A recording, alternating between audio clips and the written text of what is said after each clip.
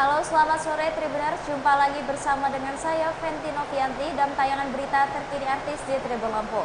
Kami akan menyajikan informasi menarik dan terupdate terkait artis tanah air hanya untuk Anda. Dan inilah berita terkini artis selengkapnya. Amar Zoni dan Irish Bella resmi bercerai.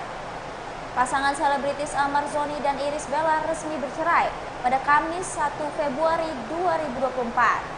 Hal ini berdasarkan keputusan Majelis Hakim Pengadilan Agama Depok pada sidang yang digelar secara e-court. Gugatan Irish Bella untuk bercerai dengan Amar Zoni dikabulkan oleh Majelis Hakim. Sedangkan gugatan lainnya tentang hak asuh kedua anak untuk diberikan ke Irish Bella juga dikabulkan. Meski demikian, Majelis Hakim memberikan akses kepada Amar Zoni untuk tetap bisa bertemu dengan kedua anaknya. Terakhir, permohonan terkait nafkah anak juga dikabulkan oleh Majelis Hakim. Amar Zoni berkewajiban untuk memberikan nafkah anak sebesar 10 juta rupiah per bulan untuk dua anak. Sebagai informasi, Irish Bella dan Amar Zoni resmi menikah pada 28 April 2019. Keduanya telah dikaruniai dua anak, Airumi Akbar dan Amala Putih Sabai Akbar. Setelah 4 tahun menjalani bahtera rumah tangga, Irish Bella menggugat cerai Amar Zoni di Pengadilan Agama Depok pada 6 November 2023. Gugatan ini dilayangkan Irish berselang 1 bulan setelah Amar Zoni bebas dari kasus narkoba yang kedua. Tak lama setelah digugat cerai, Amar Zoni kembali ditangkap karena kasus serupa untuk yang ketiga kalinya pada 12 Desember 2023 lalu. Minta dijatuhkan talak 1 Bain Sugro terhadap tergugat terhadap dirinya. Yang kedua, gugatannya berkaitan dengan hak asuh anak, 2 orang anak. Minta agar Irish Bella itu ditetapkan sebagai pemegang hak asuh terhadap kedua anak tersebut. Kemudian selain itu juga minta nafkah anak ya yang diasuh oleh penggugat dengan nominal 10 juta per bulan untuk biaya kehidupan dan basic need-nya seperti itu. Dari hasil pemeriksaan di pengadilan dan berdasarkan fakta-fakta yang di persidangan, majelis hakim telah berusaha dan telah dijatuhkan putusannya. Dikabulkan gugatan dari penggugat Irish Bella, kemudian dijatuhkan talak 1 Bain Sugro ya, tergugat ya, Amar Zoni terhadap penggugat ya, Irish Bella. Kemudian dikabulkan juga berkaitan dengan hak asuh anak, 2 orang anak itu ditetapkan secara hukum oleh Irish Bella selaku pemegang hak asuh terhadap kedua anaknya. Namun demikian, dalam amar putusan pemeliharaan anak ini, majelis hakim menambahkan dengan memberikan akses. Jadi Irish Bella diperintahkan untuk memberikan akses kepada Amar Zoni yang tidak memegang hak asuh anak ini untuk tetap dapat bertemu dan mencurahkan kasih sayangnya selayaknya sebagai ayah kandungnya terhadap kedua orang anaknya tersebut. Dan Irish Bella juga tidak boleh menghalang-halangi bila mana ayahnya Amar Zoni ingin ketemu dengan anaknya. Kemudian selain itu pula gugatan berkaitan nafkah anak dikabulkan gugatannya. Jadi menghukum kepada tergugat Amar Zoni untuk memberikan nafkah anak sebesar 10 juta rupiah. Jadi 2 orang anak itu di luar biaya pendidikan dan kesehatan basicnya. Kemudian karena nafkah anak ini sifatnya ada relatif ya, berkembang dan terus-menerus mengalami inflasi dalam kebutuhan ya, tentu saja majelis hakim mempertimbangkan dengan ada kenaikan 10% untuk setiap tahunnya. Jadi tahun berikutnya ketika 10 juta ditambah 10%, itulah kewajiban. 2025 tambah 10%, 2024 tambah 10% gitu. Ini berkaitan dengan memberikan kebutuhan yang selalu meningkat sehingga hukum itu dapat menjangkau kelayakan hidup bagi anaknya, dan itu adalah kewajiban dari ayahnya terhadap anak-anaknya gitu. 10 juta tuh per bulan dan per anak, Pak? Atau 2 anak itu 10 juta? Ya, berdasarkan gugatannya dia mengajukan 10 juta rupiah untuk 2 orang anak. dan telah dikabulkan oleh majelis hakim. Oh, itu berarti dari gugatannya Ibel. Iya. Pak, ini kan nanti kan ada proses inkrah ya Pak. Nah, sementara kan Amar sendiri kan masih ada dalam tahanan. Nanti prosesnya akan seperti apa Pak? Baik, jadi persidangan ini telah dibacakan ya dengan mengunggah secara elektronik, kemudian dua-duanya dianggap hadir. Nah, secara elektronik juga. Jadi diunggah tadi sekitar jam 2-an lah diunggah. Jadi dia secara sistem dia akan masuk ke diunggah oleh majelis hakim setelah musyawarah ke sistem informasi pengadilan SIPP. Kemudian secara otomatis dia akan terkoneksi dengan sistem informasi pengadilan yang dulu pihaknya itu mendaftarnya secara e-cloud gitu ya. Jadi sudah masuk secara sistem dan tinggal divalidasi oleh panitra. Ya, nanti ada dokumen putusan secara elektronik, nanti akan ditandatangani oleh panitra secara elektronik dan saat itu dia bisa membuka putusan itu. Jadi ini berita yang terbaru yang saudara dapatkan di pengadilan agama Riau. Pak, kan terkait Ahmad Zoni yang masih dihukum gitu dan hukuman itu kalau misalkan harus membiayai nafkah anak gitu, tapi sedangkan dia masih menjalani proses hukum, itu hukumnya gimana?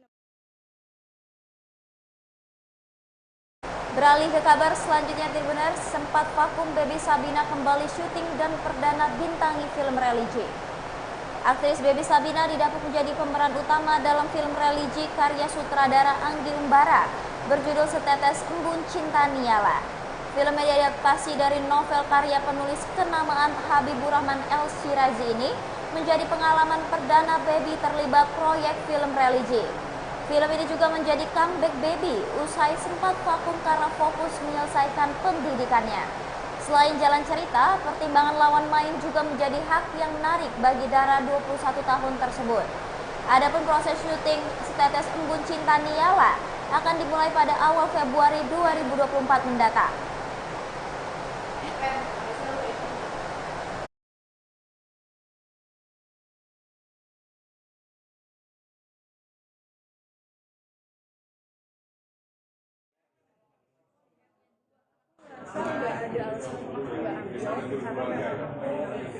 Niat pertama setelah lulus adalah pengen main film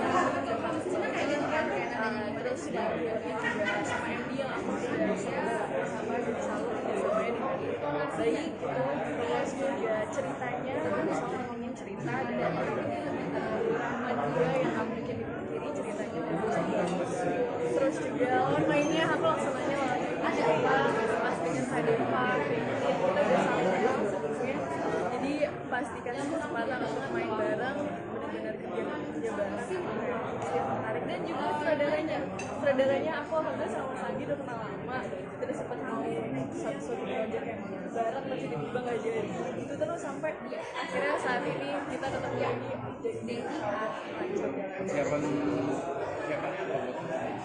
persiapannya secara ekstern dari aku sendiri dan setelah baca skrip filmnya memang waktu itu kenialannya banget jadi aku ngerasa karakternya harus kuat banget untuk membawa cerita itu sendiri jadi lebih ke readingnya aku mungkin lebih intens daripada yang lain lebih mungkin diskusi sama sutradara sih kita lumayan banyak diskusi setelah belajar skripnya lumayan lebih banyak daripada dan aku mencoba mengerti kenapa bisa cerita itu sudah punya pembaca yang banyak gitu dan apa sih sebenarnya yang bisa aku lakuin bisa menunjukkan Niala yang menginspirasi orang-orang jadi kayak lebih lumayan. Ada rasa tertekan nggak Kak? Sedangkan ini kan dari novel yang dengan penggemar-penggemarnya banyak. Alhamdulillah memang sebelumnya aku juga pemain dari novel maupun series yang mungkin ini film jadi agak sedikit lebih bebannya. 3 poin gugatan cerai Ria Ricis kepada Teuku Ria. Fakta-fakta kasus gugatan cerai Ria Ricis dan Teuku Ria semakin terkuak. Beberapa alasan dan poin-poin inti dari Ria Ricis mengugat cerai suaminya Teuku Ria pun mulai juga terungkap. Ria Ricis bahkan sempat menyindir keras ke Teuku Ria soal kasih sayang sang suami. Gugatan cerai diajukan ke Pengadilan Agama Jakarta Selatan oleh Ria Yunita atau Ria Ricis kepada Teku Rusriandi atau Teku Ria. Taslima menerangkan ada 3 poin dalam gugatan Ria Ricis terhadap Teku Ria. Gugat cerai, hak nafkah, dan hak asuh anak. Sidang cerai Ria Ricis dan Teku Rian dijadwalkan digelar di Pengadilan Agama Jakarta Selatan pada 19 Februari 2024 mendatang. Perlu diingatkan kembali, Ria Ricis menikah dengan Teku Rian pada 12 November 2021 silam. Ria Yunita melawan nama tersebut telah terdaftar di Pengadilan Pengadilannya, dalil-dalil gugatan penggugat, alasan yang diajukan bahwa dalam seorang anak itu memerlukan bimbingan, pengasuhan, pengayoman, dan lain sebagainya, serta dalil selanjutnya bahwa penggugat meminta agar dia ditunjuk sebagai pengasuh anak tersebut, ya, agar jangan ke mana-mana, agar ke penggugat yang menjadi pengasuh anak tersebut. Serta penggugat juga mendalilkan bahwa dalam harus ada kemana nih anak nih, apakah ke ibunya kah atau ke anaknya kah, atau ke ayahnya kah. Nah, ini penggugat dalam hal ini mengajukan gugatan agar anak pun berada di asuhan ibunya atau penggugat. Nah, sidang perdananya kamu inginkan? Sidang perdana juga. Kalau mengenai spesifik nafkahnya memang ada ya. Kita lihat di ketika, karena ini baru maju, pokoknya ada nilainya dah, ada nilai nominal yang diajukan oleh penggugat.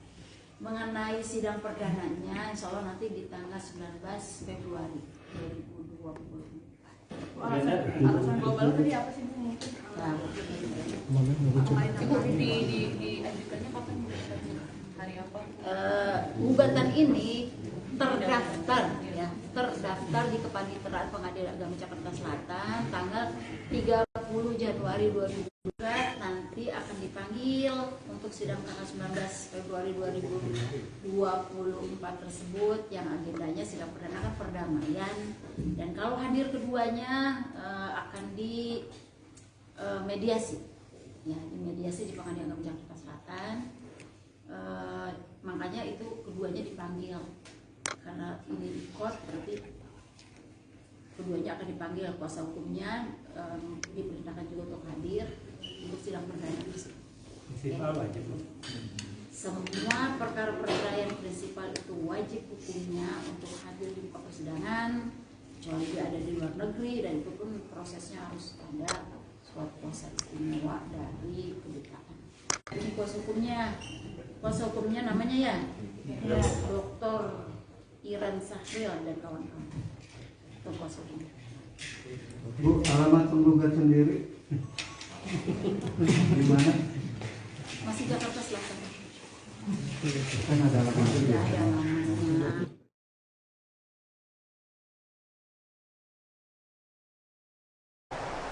Vino G. Bastian jadi suami bucin di film Kang Mak. Aktor Vino G. Bastian dipasangkan dengan istrinya, aktris Marsha Timothy, di film horor komedi Kang Mak atau From Pima. Vino G. Bastian memerankan karakter Kang Mak, seorang tentara yang karena tugas harus meninggalkan sang istri, yakni Marsha Timothy. Vino mengatakan di film ini ia memerankan karakter suami yang bucin atau budak cinta pada istrinya, yakni Marsha Timothy. Vino kembali senang dipasangkan dengan istrinya dalam sebuah film. Dengan film Kang Mak ini, Vino juga kembali bermain dengan para cast Miracle in Cell No. 7 seperti Rigen, Indro Warkop, Indra Jegel, Tora Sudiro, dan juga Rigen. Apalagi ada tambahan pemain seperti Andre Taulani, TJ Ruth, Aming Jirayut yang membuat ia makin semangat menghidupkan karakter Kang Mak di film ini. Ia meyakini film Kang Mak bisa menjadi tontonan seru sepanjang tahun 2024. Sebagai informasi, film Kang Mak diadaptasi dari film populer Thailand, Pimak, yang mengisahkan perjalanan seorang tentara yang harus meninggalkan istrinya untuk berperang. Di medan perang, tentara ini berjuang bersama dengan teman-temannya. Enggak mengarahkan ke arah yang sana. Tapi akan ada ceritanya hampir sama berarti. Iya, benang merahnya sama dengan film asli.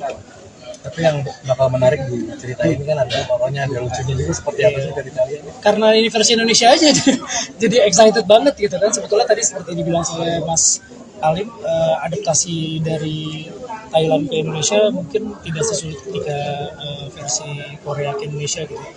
Beberapa masih sama gitu, dan budaya perang di Indonesia itu dulu tentara-tentara kita mengalami gitu kan, mengalami masa-masa perang, masa-masa merebut kemerdekaan gitu, dan buat kami hal itu jadi dekat sih untuk kami. Apalagi ditambah komposisi pemainnya komedian gitu kayak Jegel, Rigen, Amindro, Tora, Aming, TJ. Jadi filmnya tetap serius, tapi nuansa komedi dan horornya jadi membuat film ini jadi lebih seru gitu. Dan buat teman-teman yang belum nonton atau belum tahu film aslinya, nonton film ini juga cukup banyak surprise-nya pasti.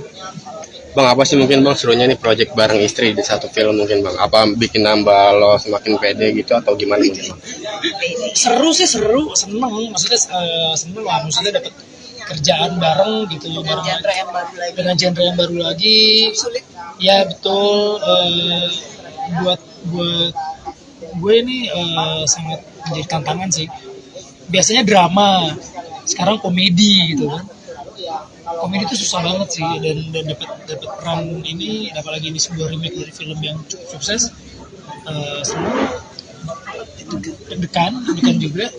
Tapi karena komposisinya pemainnya udah seru gitu, kita udah pernah kolaborasi sebelumnya, sutradaranya juga seru, kayaknya kita pede aja gitu. Tapi kalau main film bareng berdua gini, dibawa juga nggak sih sampai ke rumah gitu, ngomongin film atau ngebahas skrip sampai ke rumah gitu? Atau relate dengan kehidupan sehari-hari? Enggak sih, enggak. Kalau relate sih enggak, terus dibawa ke rumah tuh enggak. Atau anti selalu gitu? Karena kan memang kita nggak bawa kerjaan ke rumah sih, walaupun dalam satu kerjaan yang sama, tapi kerjaan tuh nggak dibawa ke rumah. Paling ngobrol sedikit ya. Iya, nggak terus-terusan ngebahas juga ya. Santai aja sih, kalau misalnya tiba-tiba ada yang mau dibahas ya dibahas, kalau enggak ya enggak. Jadi enggak jadi kayak terus-terusan kita fokusnya itu gitu, enggak. Ketika di rumah ya. Ya. Tapi manajemennya juga beda, saya sama Marsha, jadi memang nggak bisa menentukan semuanya dari satu sisi.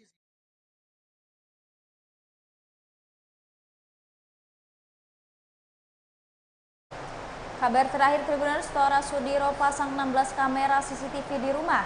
Jadi bapak yang asyik bagi anak meski terlihat protektif. Aktor Tora Sudiro sengaja memasang 16 kamera pengawas di setiap sudut rumahnya. Hal itu dilakukan supaya Tora Sudiro dan Mika Amalia bisa melihat keadaan anak-anak saat sedang berada di luar rumah. Bagi Tora Sudiro, pemasangan puluhan kamera CCTV itu demi keamanan bersama keluarganya. Tora merasa lebih aman saat berada di luar rumah setiap kali melihat keadaan anak-anaknya baik-baik saja melalui CCTV tersebut. Sambil berseloroh, Tora Sudiro yang kini berusia 50 tahun ini merasa nyaman setelah memasang puluhan kamera pengawas di rumahnya. Meski tampak protektif, anak-anak dan keluarga Tora Sudiro tidak ada yang protes. Ini kecil gitu kan. Mulai kamu lagi kapan lo? Baru 2 hari. Ih serius? Ya, kadang hilang lama, tapi tiba-tiba muncul. Mas, mungkin baru waktu itu diajak syuting, dapat peran Hello Boss, turut pakai itu, oke, nggak keluar, bangsat, nggak keluar, pas action bilang, anjing gue lupa lagi gue turut gue. Dia soalnya konsentrasi kali itu, oh iya mungkin juga kali. Oh teralihkan. Dia jadi syuting nggak mau, kayak orang latah. Atau dia jadi syuting kan nggak bisa, nggak tulus latahnya. Mas, mungkin ada juga soal anak kan, kemarin kan putrimu November kemarin kan dilamar. So far tahun ini kah atau menikah? Apa nih, yang mana nih, yang dilamar, yang datang? Oh yang dilamar. Yang dilamar, ya mudah-mudahan bulan Agustus. Bulan Agustus hari-harinya. Ya mudah-mudahan. Deg-degan sebagai orang tua melepas putrinya menikah gimana nih Mas? Ya, gue sih udah senang banget sama pasangannya, sama keluarga pasangannya, sama ya kita sekeluarga udah saling kenal gitu, dan udah nyaman gitu ya. Cuma kalau anaknya senang ya kita udah gocap juga Pak saya. Bang, lu tuh tipe orang tua yang gimana sih kalau buat pasangan ke anak itu yang kencang banget, kalau yang tegas banget, apa lu yang santai? Nggak pernah setegas itu, karena gue percaya permasalahan setiap individu perkawinan itu beda-beda. Tapi ada apa ya namanya kriteria nggak sih buat calon mantu untuk Harus masuk? laki. Iya dong. Iya, saya Masuk ke itu mungkin keluarga besar harus kalau mapan sendiri, dulu ya, nggak mapan dulu harus. atau Ya, kalau gue seneng tuh sejarah kerjanya tuh lo udah lulus kuliah, kerja dulu minimal setahun 2 tahun baru ini. Karena gue dulu nggak ngalamin itu. Gue habis kelar kuliah pulang ke Indonesia langsung kawin, jadi gue nggak ngerasain nikmatnya punya duit sendiri. Nah, gue pingin anak-anak gue tuh ngerasain kayak gitu dulu. Lo punya duit sendiri, lo bisa belanja, lo bisa beli kaos sendiri, bisa beli topi sendiri. Habis itu baru nikah, jadi lo tahu rasanya. Nyari uang dulu ya. Nyari uang dulu, harus mandiri dulu, mandiri dulu. Ada penyesalan nggak sih? Kenapa? Maksudnya belum sempat waktu itu nyari uang dulu sendiri. Aku nyesel gitu karena emang nggak ngerasain waktu itu lihat teman-teman misalnya di handphone pakai duit sendiri gitu doang.